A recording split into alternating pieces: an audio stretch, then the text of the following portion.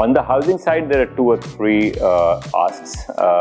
The exemption for tax from mortgage or house loan of 2 lakh rupees is an age-old number. The values of the residential properties have increased quite significantly, and therefore the exemption of interest payment limit needs to rise from 2 lakh to a more proportionate number. I would think let's start with about 5 lakh rupees. The second is around the GST. Although for mid-housing, there was a welcome move where the GST levels were reduced from 12% to 8% and to 1% for affordable housing. But in those cases, the input credit was not allowed, and I think the ask is for government to provide that input credit so that again the development and the housing can be more affordable to people who need that housing.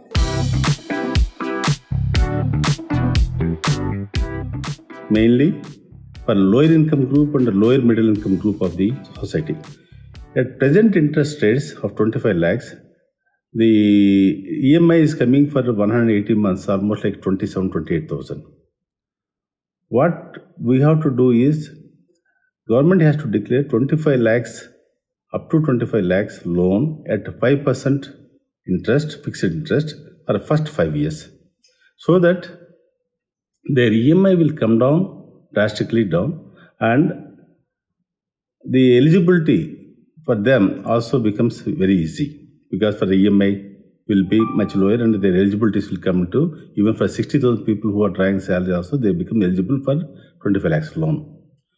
By doing this one, lower income group and middle income group people can afford many houses, or even actually up to 35 to 45 lakhs homes in cities.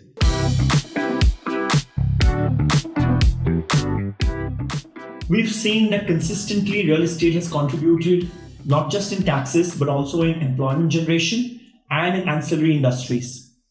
It is very important that the real estate sector gets its due, not just in terms of a sector but in terms of an industry.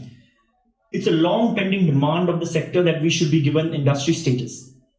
The industry status helps us to get funding at a more competitive rate, also opens up the doors for funding for our main raw material, which is land, as land today constitutes 70 to 80% in big metros. If land funding is available, the interest rates will come down and prices will become more affordable, helping the consumers in a big way.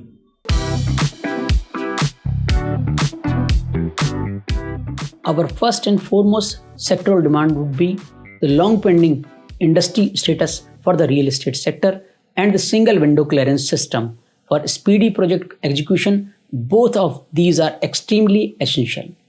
Next, we are seeking a solution for the input tax credit benefits for the real estate sector and the reduction in GST rates on construction materials.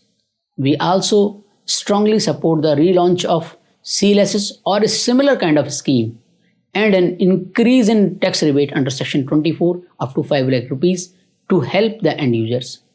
Lastly, affordable housing needs to be redefined. Houses up to 75 lakhs should be included in affordable housing range, and the carpet area should be increased to 90 square meters for this segment.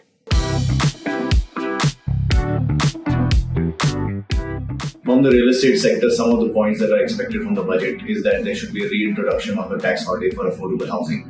Secondly, in the affordable housing definition, it should not be based on the price but only on the size of the flat. Because in metros and non-metros, the pricing could be different and it could be a limiting factor. Secondly, there should be a reintroduction of the credit-linked subsidy scheme for the EWS, LIG and MIG people so that they can get new housing and take advantage of the Prime Minister Awas Yojana. And third but not least is that for the Swami Fund, there should be a further infusion of funds so that they can take part in more projects and complete projects so that we can make sure that there is no backlog of projects left. Consultations are complete. It is time for action.